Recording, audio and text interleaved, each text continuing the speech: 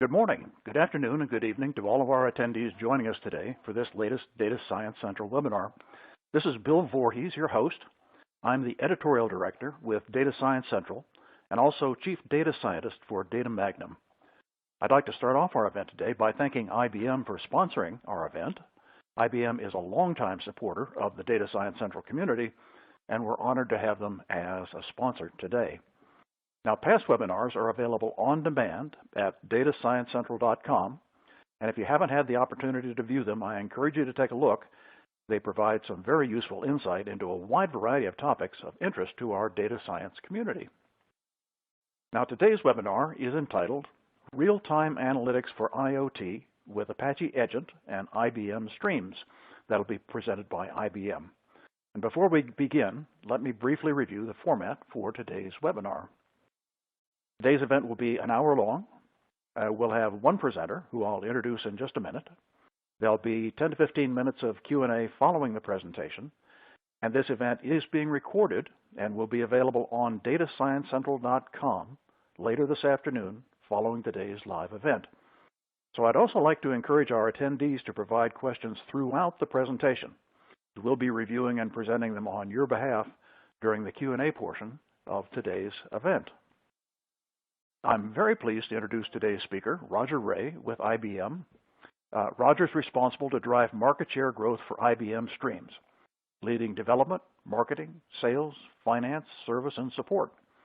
He's received 4 100% clubs for exceeding sales targets in large account and general business territories, 1 systems engineering symposium for on-time installation of a directory assistance system with multiple sites in 2 states, numerous excellence awards for development and delivery of competitive, strategic, and Unix marketing courses, and several teamwork awards. Now, Roger holds a Bachelor of Science in Mathematics and Computer Science from UCLA. He's also earned a Master's Certificate in Project Management from George Washington University. He lives with his wife and 2 children in Cary, North Carolina, enjoys kayaking, cooking, reading, and singing in the choir. So thanks for being with us today, Roger. We're looking forward to your presentation. Now, sensors are everywhere, and the number of connected devices is growing, spitting out massive streams of data. With real-time analytics, you can monitor what's happening in the world, use resources more efficiently, and even get greater efficiencies running on the cloud. So in today's data science webinar, Roger will discuss how streaming analytics plays a key role in creating immediate, actionable insights from connecting millions of IoT devices, how you can expand analytics to the edge with integration of IBM Streams and Apache Edgent for edge-to-center analytics, and Roger will also show how organizations are leveraging IBM Streams to generate incremental revenue, enrich their customers' experience, and reduce operational risks and costs. So, Roger, with that, I'm going to turn it over to you. You can begin as soon as you're ready to go. Bill, thank you so much for that very kind introduction, and thank you to Data Science Central for working with us today at IBM to deliver this seminar today on real-time analytics for the Internet of Things using Apache Edgent and IBM Streams. Greatly appreciate your time, and especially the audience's time, to learn and listen about some of these things. The Internet of Things really has taken hold.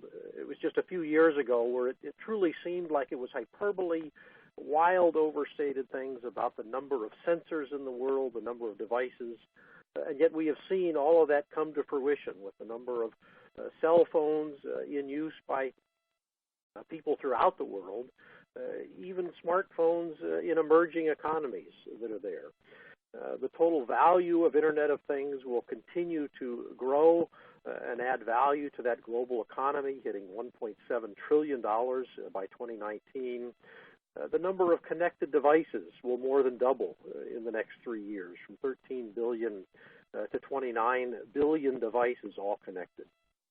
But what most decision makers say that we talk to in companies is that it is strategic and transformative for their business. And yet in many cases, they're not using it enough yet and capturing all of the data, analyzing it properly to gain those insights at the right time that they need to for their business. Now, I'd like to do a little bit of understanding about the audience to understand where you are on your Internet of Things analytics journey. Are you simply exploring, learning things at this webinar? Are you in development of applications? Or do you have applications that are in production for your business? So thank you. I appreciate that. It looks like half of you are just exploring, learning things. A little over a third are in development, but only about 1 in 8 is actually in production. So we appreciate you joining us today to learn a little bit more about some of those things that you might do on your journey. And you fit exactly where many companies are. Not only are they not using things in production, but even those in production find that there's more data being generated that's not being used. Today, in studies that IBM has done and had others perform for us, we find that 88% of the data that's generated by the Internet of Things every day is unused. Imagine as more of you go from developing applications to production, as more of you go from exploring to actually being in production, the kinds of things you can do if you can leverage all of the data from all different places, inside your company, outside company, because there's a tremendous amount of public data that's available for use that might help your business in different ways.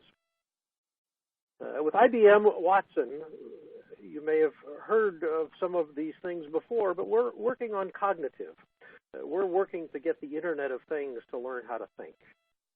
And as a definition, cognitive Internet of Things enables us to learn from and infuse intelligence into the physical world to transform business and enhance the human experience. So IBM Streams is a part of the Watson data platform, overall a part of Watson to deliver cognitive applications in real time. And really what all this is about is for many years people have talked about big data, but they've really mostly focused on just data at rest. Let's capture all of the data that we can, put it in some large data lake, be it a data warehouse or Hadoop infrastructures, or other non-SQL types of data storages, and then analyze it after the fact. But what we're really about today is not to just have all of that data and hold it, which is useful in many situations to compare one period of results to another period of results. But our goal is to analyze that data while it's still in motion.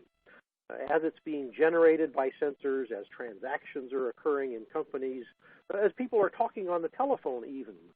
Let's analyze all of that data while it's in motion and have the ability to act at the right time for your business as soon as you gain some unique insight from that data before it ever lands.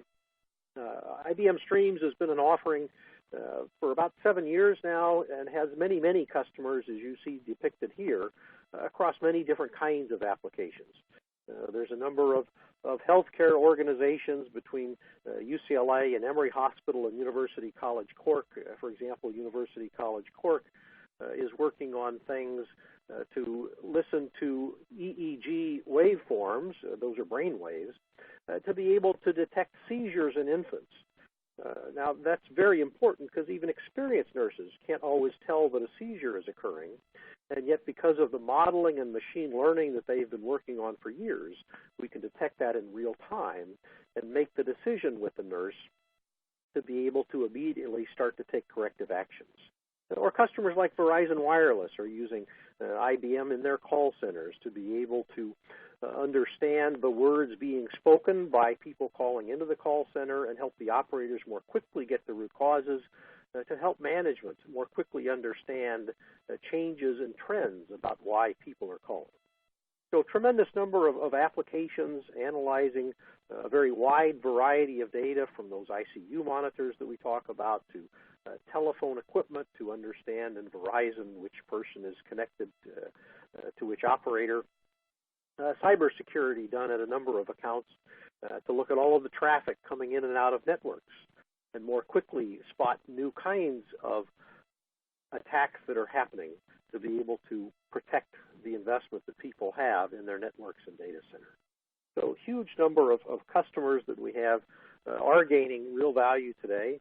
We'll be coming out very shortly with some updated studies where we had a customer walk through their total economic impact of implementing Streams with a return on investment that was less than 1 year as they moved from a database style of an application and storing that data into a data lake, switching to analyzing that data in real time to more quickly take action to improve the operations within their business.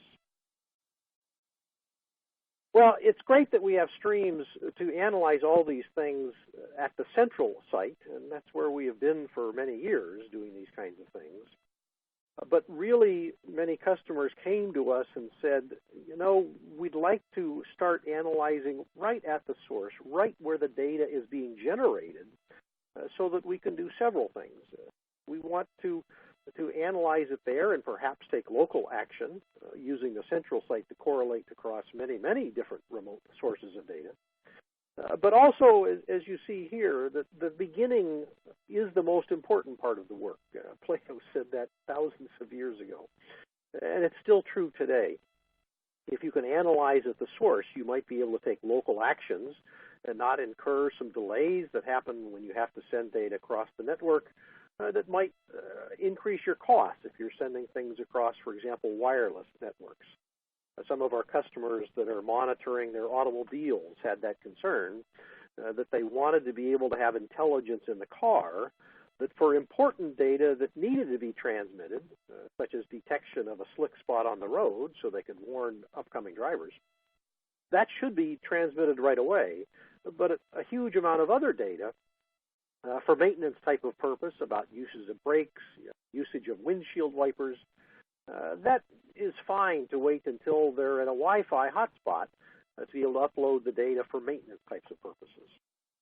And of course, W. Edwards Deming, who's known as a quality guru, said, you know, without data, you're just another person with an opinion. And that's the other huge reason to get as much data as we can, to analyze at the source, to correlate across multiple sources, so that you now have real data, for example, in that automobile manufacturer that I have, about what is the true driving pattern of an individual. Now, are they driving in stop-and-go traffic because they have a daily commute? What is the wear and tear on brakes and filters and things like that? Or are they the type of person that, like me, works at home and so doesn't have to drive very frequently during the week, but more often drives when there's little traffic on the weekend? That's a very different pattern of behavior that allows that automobile company to make smarter decisions, since they're having a 5-year warranty cost, about when automobiles should be brought in for that preventative maintenance.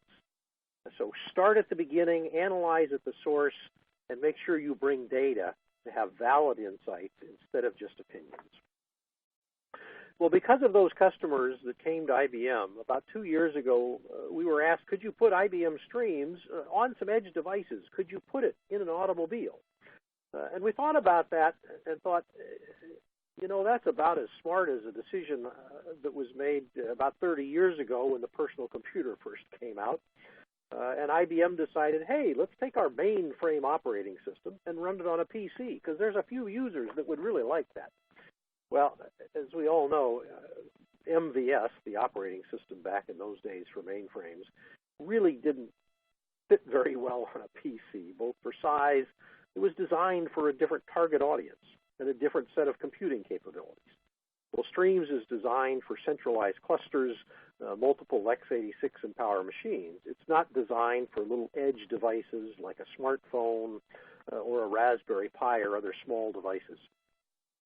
So rather than trying to move the streaming analytics capability, we said, let's use our 12 years of experience with IBM Streams, dating back to research with the U.S. government starting in 2003, and let's go right from the ground up, a new streaming analytics set of software that's specifically designed to do analysis at the edge.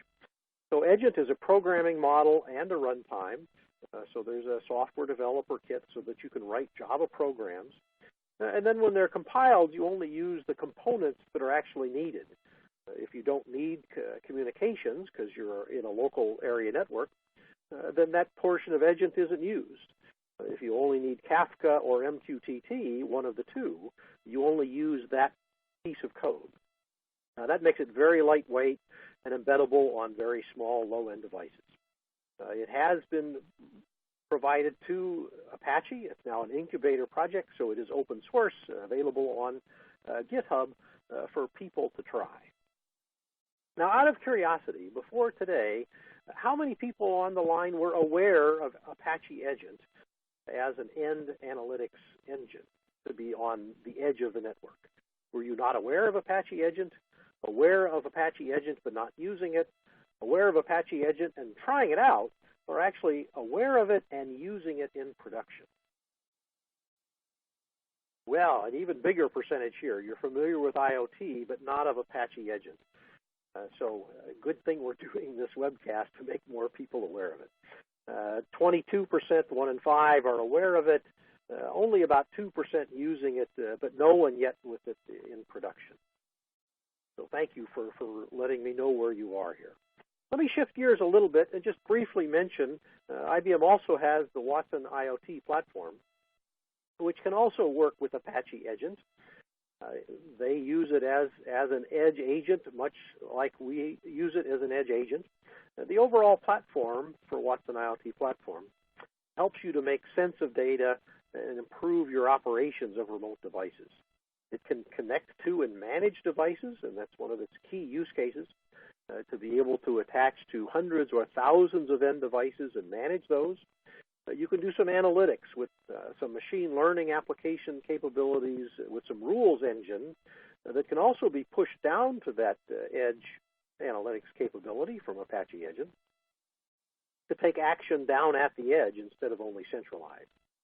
You can understand what's going on to help perform risk management, understand where your devices are, how they're aging and things like that, and use innovative technology like blockchain to do transactions that interact not only centrally, but on the edge devices. And then finally, information management. Many people, these edge devices that are out there, go through generations every year or two. They might have new capabilities as the chips inside get more and more power, and therefore add some extra data that could be collected. So one of the great capabilities of information management is that you can manage a class of devices, transform them all to a canonical form of the data so that you don't have to truly understand when you're managing those end devices the uniqueness of each one. The platform takes care of that for you. IBM Streams is the capability that we use for deep analytics that we mentioned earlier. As we said, it's now been first researched from 2003 to 2009, and then as a generally available offering, both for on-prem and running in the cloud, but for really much more advanced analytics. It provides, like Apache Edgent does, a programming model that lets you define what are your sources of data, and then what are the series of operations that you would like to do on those. Those operations might be convert speech to text. They might be draw me a wireframe of this image because I only want to deal with the contour outline.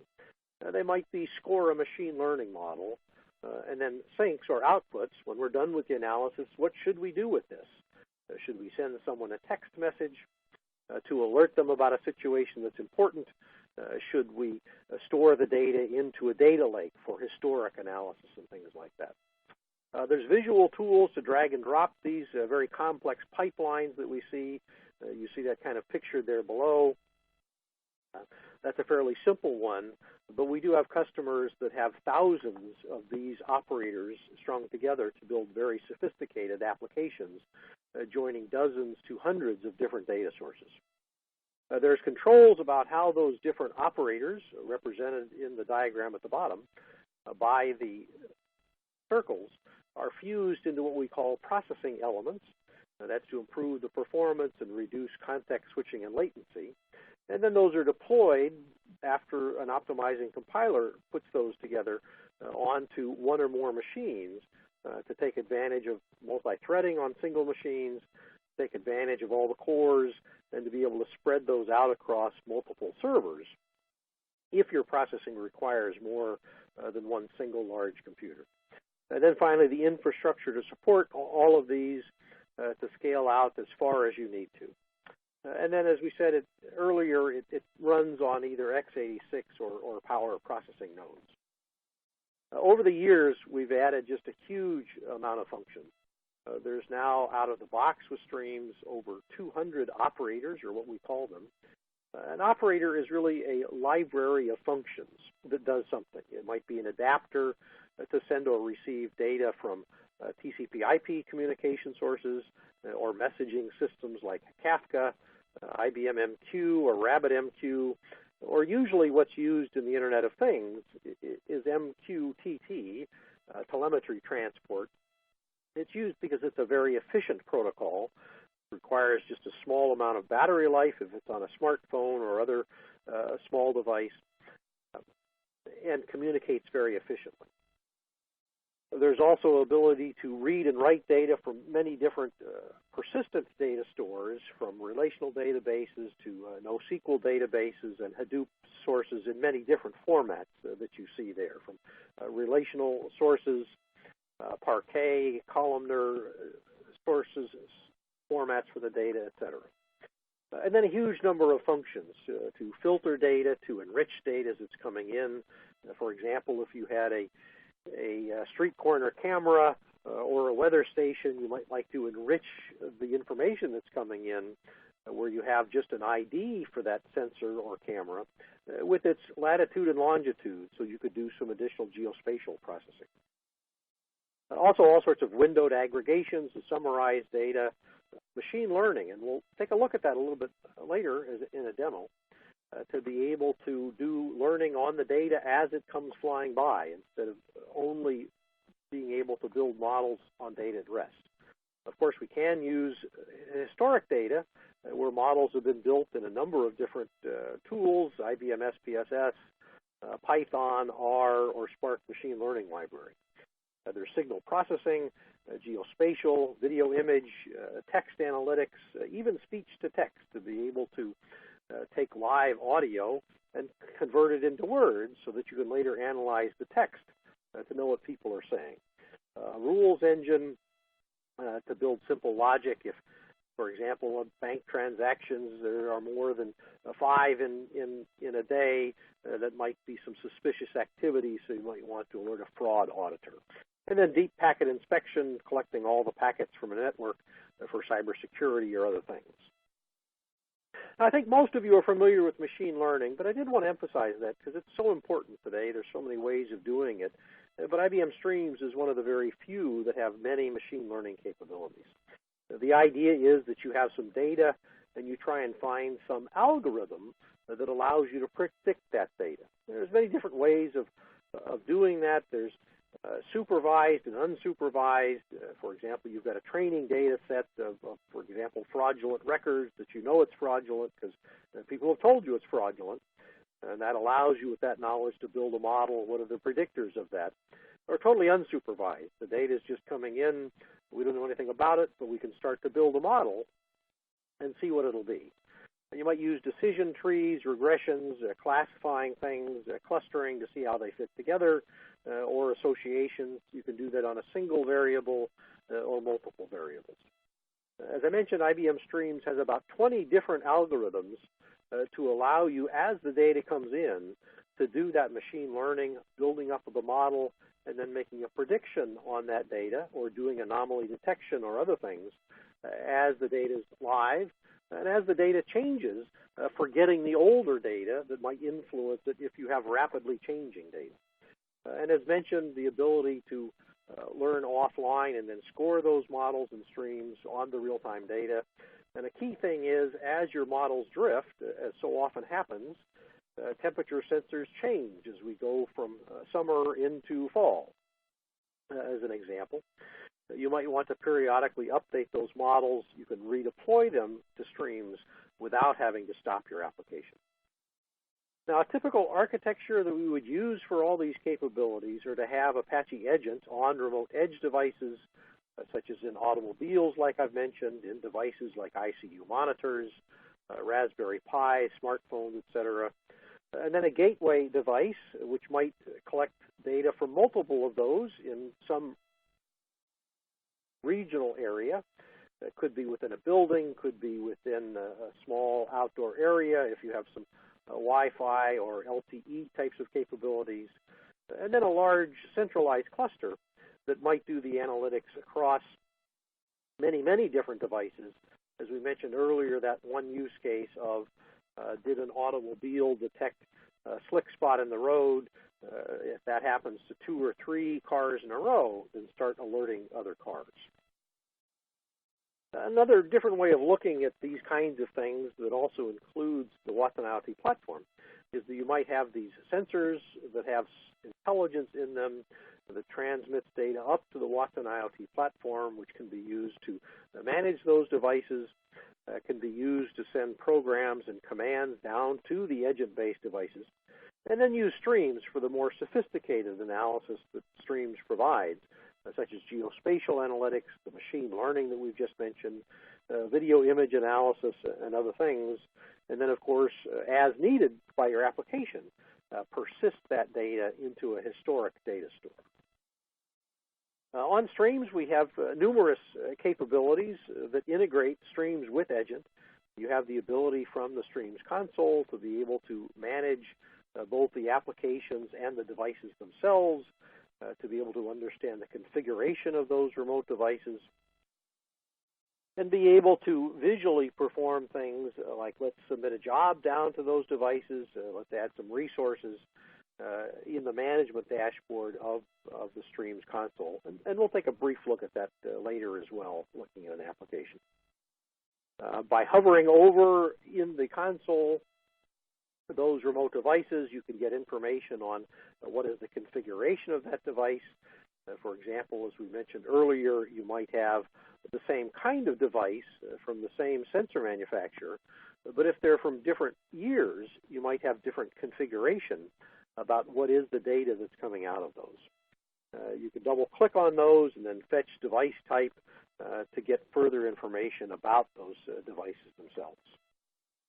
You have an ability from Streams to be able to load new applications so that you don't have to go out to all of the remote devices and load them with a new version of an application, or you can send commands. And what's really important about all of these is that this can all be done programmatically as well. So in addition to managing these from the console, all of the capabilities that we have in the Streams runtime can be done via scripting and command line, so that you can build, in essence, cooperating applications. You might have your remote Edgent device that is doing some analysis locally, deciding when it's important to send data, such as we've been working with an engine manufacturer that will be sending up some information on fault codes from the engine. But then up at the Stream Central, where they have more power, can correlate across multiple devices, and also have that ability to push down commands to say if they receive a certain fault code, please start running a new program which does some deeper analysis of the data to send additional data to the central site, which then might generate an alert from Streams to the driver of that truck that he is having some engine difficulty, and it's recommended that he get to the nearest service station as soon as possible. So great capability, and in many ways this echoes really the client-server revolution that happened 20 years ago from mainframes and PCs, and now smartphones, obviously, but now extending all the way out to edge devices, refrigerators and freezers that have intelligence within them, washers and dryers that have intelligence within them. Really every manufacturer is starting to build intelligence into the devices that they have. As they begin to have millions of these, you have the ability with the power of Streams to analyze the data across all those devices, be able to programmatically send down commands for additional instructions to take advantage of things. Finally, we do provide an Edgent console so that you can see the applications that are running similar to Streams. Centrally, the Edgent runtime has what we call a flow graph. That is a series of data sources that are coming in. Obviously, automobiles have many, many different sensors. Even your smartphone has dozens of different sensors on it for directional types of things, latitude and longitude information, even pressure to understand what is the air pressure at the location which you are. So a whole lot of different devices, all those different data streams can be analyzed in different ways to give you information. Interesting application that we're working on is to use smartphones for E911 types of calls to be able to understand, using IBM's weather company, what is the air pressure at the ground, what is the differential of the air pressure where your phone actually is, so that in an E911 situation where you've called for an emergency, we can get an elevation that's accurate to within 3 floors. Now, if you're just in your home, like I am right now, it doesn't matter. But if you're in a high-rise building of 20, 40, or 60 stories, that could be incredibly important for first responders to narrow down your location if you pass out after dialing 911, to narrow it down to 1 of 3 floors that you're actually on.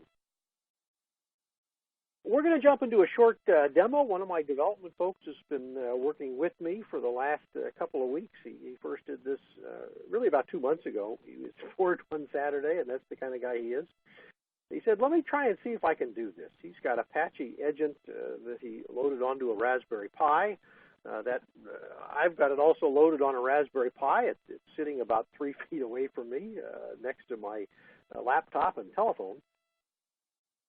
And what he's got actually running on the Pi, we've got, as you see in the blue there, a little radio antenna. And then the software that's loaded on that is ADSB that can receive transponder flight information from airplanes.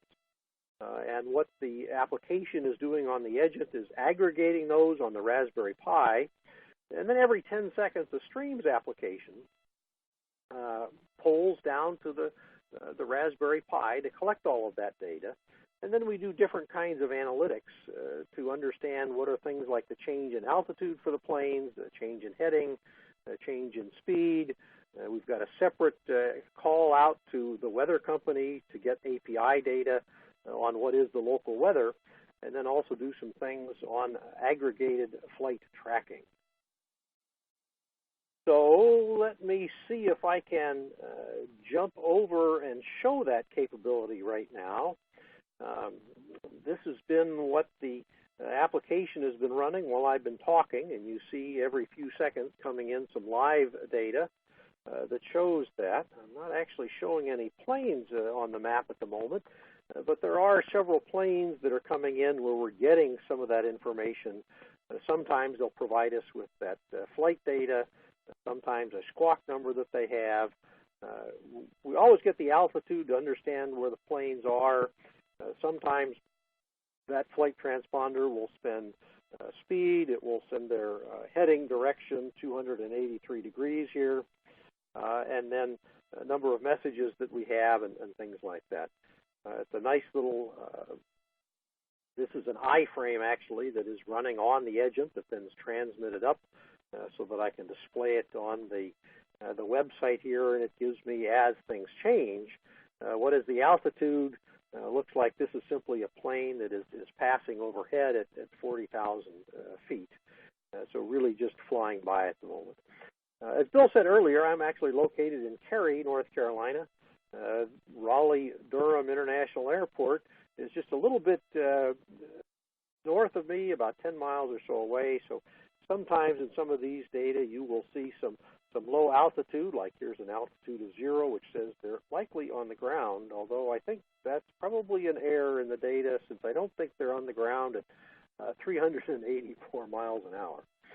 But we do see another plane that's coming in here, 29,000 feet and climbing, so it probably has just taken off from Raleigh-Durham Airport. I suspect it was heading to the south, and as it climbed, it made a circle to turn around and head towards the north.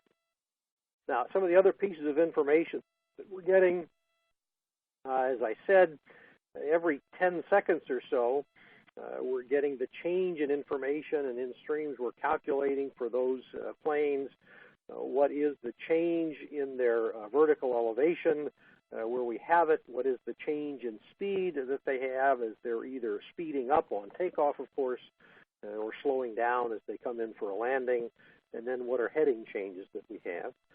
That Streams application is also collecting weather data. It's also doing some anomaly detection. Now, this is just shown as a raw number. It might have been a little bit better to show it as a floating point type of a number. But one of the things that's being done, you see a score here, an anomaly of 0. That's that plane which you see from the call sign, that here's the same plane. He is steady at an altitude of 40,000 feet, and so there is no change. Some of these other scores that we're getting in that are showing an anomaly, the calculation algorithm that's used is in part based upon the numbers that are used. As that plane is growing in elevation, you see some fairly large anomaly changes. And we'll go take a brief look at that application in a moment to understand a little bit about what's going on there. And then down at the very bottom of the screen, we're just generating a table which echoes that flight data which we're getting from the iframe, which is coming from that software on the Raspberry Pi. So again, if we look at that architecture that we saw earlier, the Raspberry Pi is collecting the information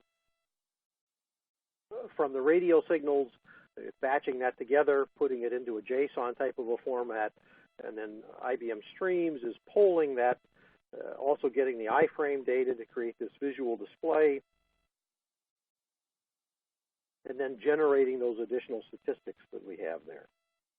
If I jump over to my VMware edition, Streams is actually running on my laptop, so in addition to being on the web, of course, to do the presentation work with you, I do have Streams running on the laptop.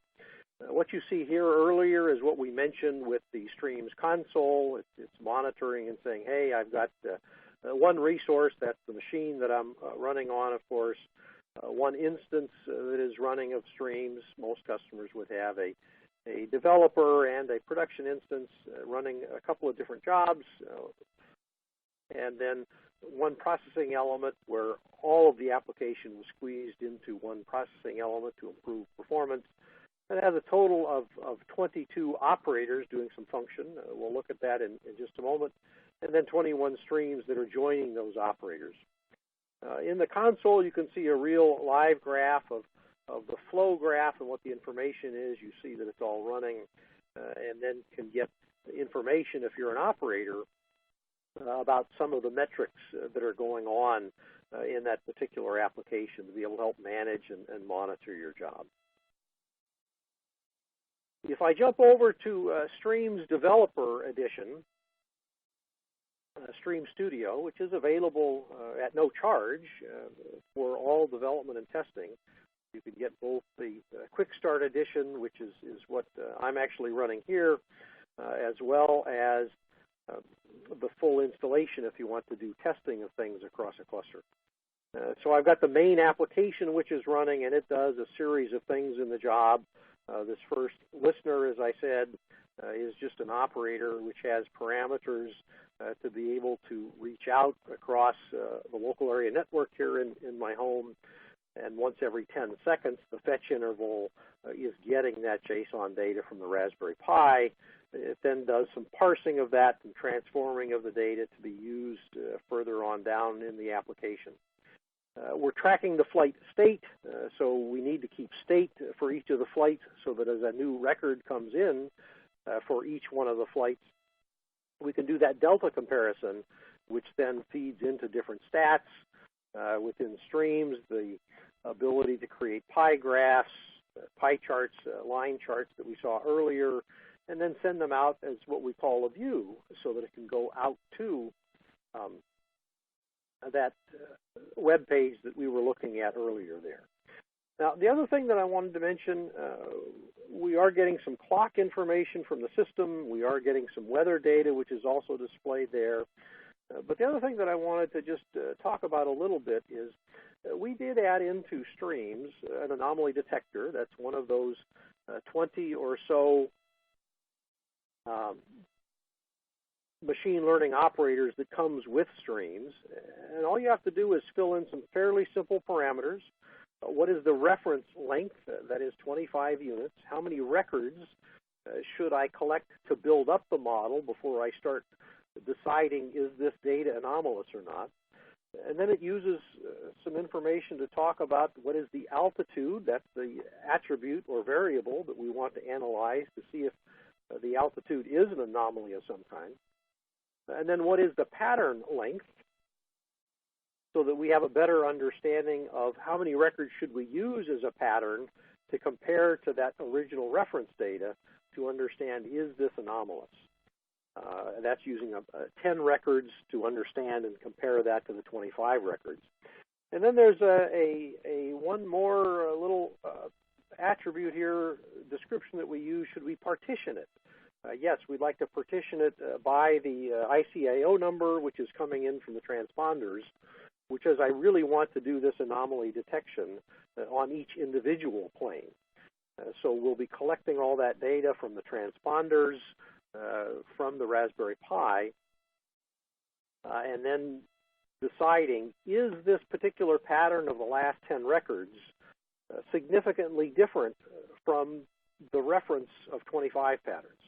And you'll see some of those just stable as 0 when it's a steady state in the altitude. It's reached its flight level that it wants to stay at, or as it's taking off or landing, as you saw on the web page display, some pretty significant data that says, yes, this is very different because it's changing rapidly. Now, within that Streams development environment, as we said, we have a number of things. If I wanted to do something like add to this application and add an auto forecaster to say, hey, in addition to that flight data and anomaly detection, I think I might like to do some forecasting of what will that be.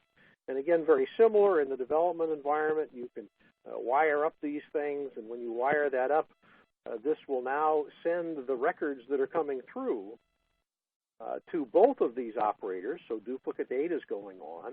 One operator will do that anomaly detection. The second operator does an auto forecaster. In that auto forecaster, it has several different algorithms that it can use, and depending upon if the data is rapidly changing or if it is only changing periodically, it uses a different algorithm to calculate that. A very simple drag and drop to enter in the parameters that you're interested in, to go say, how much history buffer size should I change? Should I do a partition by, just like I did on the auto forecaster? Or excuse me, I did on the anomaly detection capability. Let me partition that by ICAO so that I am doing a forecast on how will the altitude change by each different airplane instead of those. So very, very easy to use Streams with the visual drag and drop development capability, with the huge number of operators that we have to do many different functions, and be able to build some very, very sophisticated applications very simply, as you've seen here, and then be able to display those visually, spatially, or otherwise. I'm not going to finish up in the development of that part of the application. If I was going to, I would then, of course, add on a view so I could see that. I'd then have to go into some of my other resources in the development environment and edit the XML output to show an additional table where I might, for example, see the be able to visualize and see the output display. So jumping back to that visual output, we still see a couple airplanes that are coming in. It looks like this plane came in and is, I suspect, going in for a landing. Just seeing the way that it came in, made a circle just to the north and east of the airport, and very low altitude, 3,275 feet. Suspect in the next few seconds, as we get some updated records, we will see that going down. So here are those results that I mentioned earlier of the anomaly detector kind of things. Again, this number is calculated based upon the actual numbers, and when they're large numbers across many different records, they do give you some large numbers, so probably would have been smarter for us visually in the UI to just show this as a floating point number instead of the actual large number. You see some of the weather data that we were displaying there that came out of that application by calling out to the weather company API to get what is the visual 9-mile visibility right now, what is the ceiling for cloud cover and things. And beautiful day here in Cary, North Carolina, 79 degrees, and with wind speed of only 9 miles per hour. So those are what I wanted to show you today very quickly, the Streams development environment to build an application that can use data that's available through simple Raspberry Pis, running Edgent, be able to do some deeper analysis on that data using IBM Streams very simply, including the machine learning capabilities that we saw to do machine learning in real time, and then be able to send them out to visualization for display.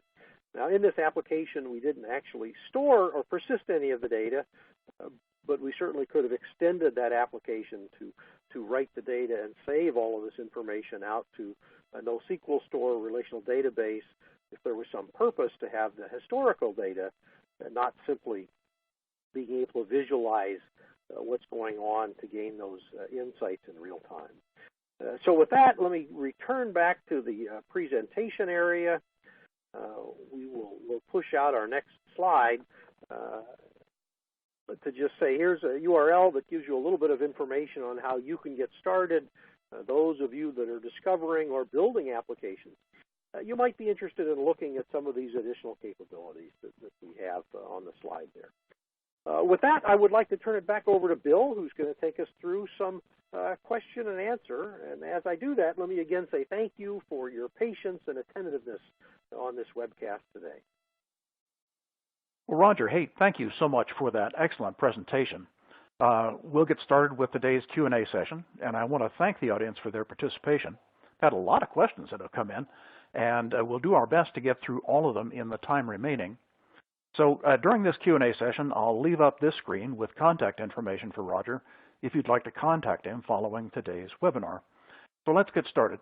Now, Roger, actually the question that came in from the audience is one that you just addressed, and maybe we'll go into it a little more detail, and that is what's the easiest way to get started, keeping in mind that there are obviously separate topics about IoT versus Edgent versus IBM Streams. Yeah, thank you. It all depends upon where you are and what you're interested in. If you're interested in IoT and being able to build intelligence into your edge devices, which can work with any streaming system, frankly, you can visit edgent.apache.org to be able to get that and try it on your systems. It supports both Kafka and MQTT to send information from Edgent up to multiple different systems, including IBM Streams, that you can learn more about and have links to get the Quick Start Edition or try it on Bluemix at ibm.com/streams. Or if you want to learn more about the Watson IoT Platform and try that at ibm.com/IoT, both Streams and the Watson IoT Platform are available on IBM Bluemix and have 30-day trials, so you can try those kinds of capabilities out. Bill, back to you. Roger, thank you for that information. You know, the next question from the audience is one that I can really empathize with, and they heard you earlier in your presentation describe your intent to make IBM Streams cognitive, to make it aware, and they're asking, is that the same as AI, or is that the same as machine learning, or is it some third thing? So we think cognitive is machine learning, artificial intelligence. Deep computer science people will give you some fine lines of difference. But as IBM defines cognitive, part of what's different in that from just machine learning is that human interaction types of capability. So that there are some ways to do things like speech to text that I mentioned that are within Streams, to be able to have a way of interacting with people that's different than the old-fashioned way of simply keyboards, mice, and other devices, to be able to speak and interact, to be able to have a computer system speak back to you. Well, Roger, thank you for that clarification. The next question is one generally about IoT, and I think it really goes to the core of things. And I know this is something that I had to grapple with when I first started learning IoT, and that is the power of an individual operator, those logical containers that are in your drag and drop box. So the question is, can you combine several streams into a single operator, and what's the sort of thing that you can do inside the operator? I know you covered this a little bit. Perhaps you'd give us some more examples. Yeah, so there's multiple ways. You can have, for example, many different devices that are coming in across a single messaging system like Kafka or JMS or a single WebSockets interface that would all come into a single operator. So you might have hundreds or thousands of devices all coming in, and the first thing you might do is, as I said, just take a device ID that's there and attach a latitude and longitude so that you could do comparisons about where people or things are or display them on a map as we did there. There's also within Streams an operator called join that as long as you have some common element, very much like a database join, you can join different streams together.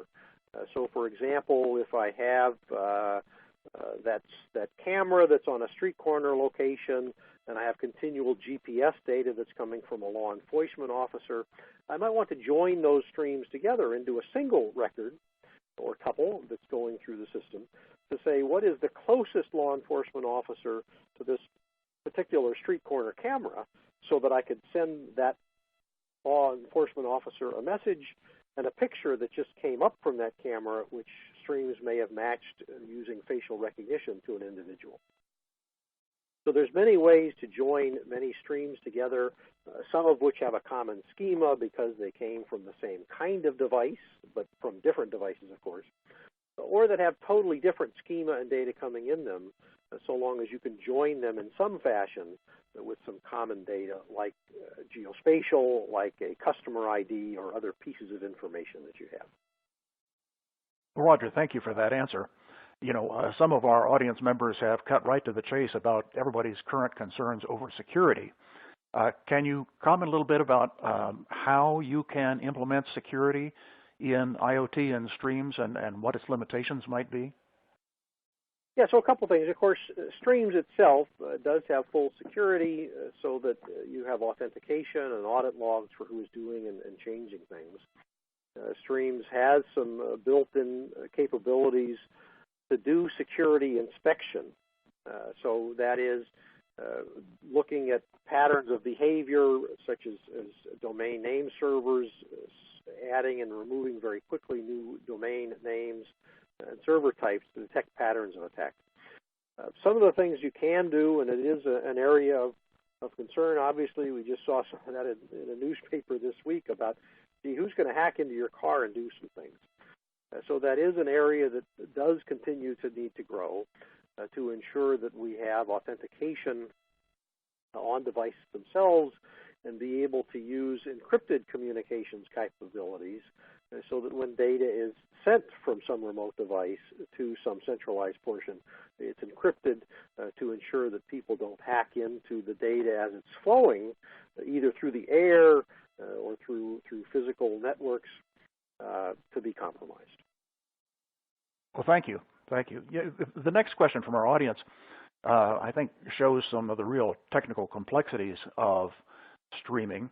And the question is, if I have a lot of incoming sensors, is there a bandwidth issue, either in streaming or in Edgent? And secondary to that, what happens if they are coming in at different frequencies? That is, one sensor is transmitting every few seconds, but another sensor is transmitting every few milliseconds. Yeah, those are some great questions, Bill, so thank you for that. So obviously at the local area network, wherever your sensor is, there's going to be some bandwidth, but that's one of the key use cases for Edgent. Many of the messages that sensors today are providing are simple things like keep alives. Hey, I'm doing just fine. I'm still up and running. I'm still up and running. I'm still up and running, so that at the central site you know it's up and running. Well, why not put some intelligence down on that device and do that monitoring of I'm fine locally, and then only transmit a change in state. That might also be true for temperature or other sensors. If the temperature is constant in a building and you're monitoring it locally, only send a message centrally, so you're not using that extra bandwidth, when the state changes. It went from 79 degrees to 79.1 degrees. Just send a new record with the time stamp, send a new record with the updated state, and then if you need to, centrally, you can rebuild the data between the timestamps at any level you want to. Second, when things come in at different rates, we've long had that issue with our customers. One of the operators that comes with Streams is called a resample operator. So that if you have data coming in at a reading once every 10 seconds, you have another sensor that's coming in at 1,000 readings per second. You can either upsample or downsample those. So for example, take the 10 readings per second, downsample that to 100 readings per second. And then there's multiple algorithms that we use to do that. You can take average, you can just take the first, or you can use one of those machine learning algorithms to actually predict how is the data changing, how would I change this. And that allows you to then join and compare, do correlations between different time series that come in at different rates. Terrific. Well, thank you for that clarification. You know, the audience asks, does Edgent have to work just with IBM Streams? And if not, you know, what unique advantages does Stream offer when you use Edgent? So great question, Bill. Edgent does not have to work with IBM Streams. It can work standalone. It sends data out from Edgent via either MQTT or Kafka protocols. So any of the open source streamings or any other application systems you might like to build that can listen to a Kafka queue can receive data from Edgent to do things. The place where Streams has some benefit are in the management capabilities that we showed earlier, so that you can manage multiple themes, multiple remote Edgent devices from a centralized Streams. And of course, Streams value on its own, the scalability that it has, the many different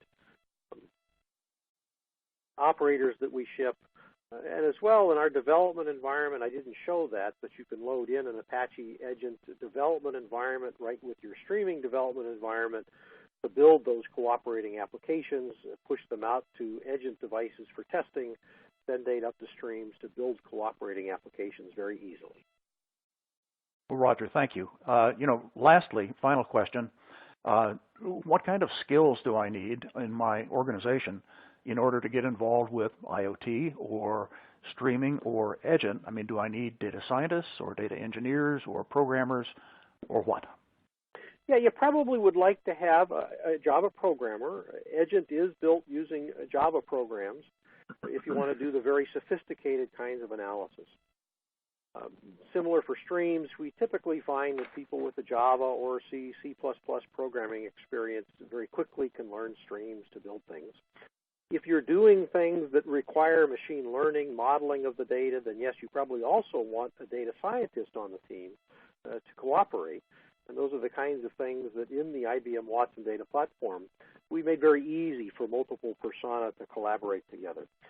Finally, Watson IoT Platform is targeted at a non-developer, non-data scientist, so things like plant managers have a much simpler UI where they can manage remote devices, where they can use a rules engine that's in Watson IoT Platform and be able to push that logic down to Apache Edgent to be able to monitor some data, and based upon certain rules, does the temperature exceed 105 degrees, for example?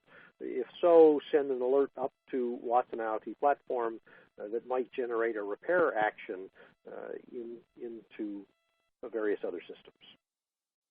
Well, Roger, thank you for some great answers to some very good questions. And for those of you that asked questions that weren't answered today, we'll be sending all the unanswered questions to Roger and the IBM team so they can follow up with you after today's webinar. You know, I have just a few quick announcements. If you'd please mark your calendars for September 26th, that's our next DSC webinar, which will be Using Data Visualization to Inform and Inspire, to be sponsored by Tableau. Also, remember that today's taping will be available for on-demand viewing later today, and you can find that on the home page of Data Science Central in the Webinar tab located at the top of the page. Well, this brings today's webinar to a close, and I'd like to thank our audience for their attendance and thoughtful questions, and a special thanks again to IBM for their sponsorship, and our speaker today, Roger Ray, for his insight into today's topic. My name is Bill Voorhees. I'm very pleased to have been your host for today's event. I look forward to seeing you all again on September 26th. Have a great day.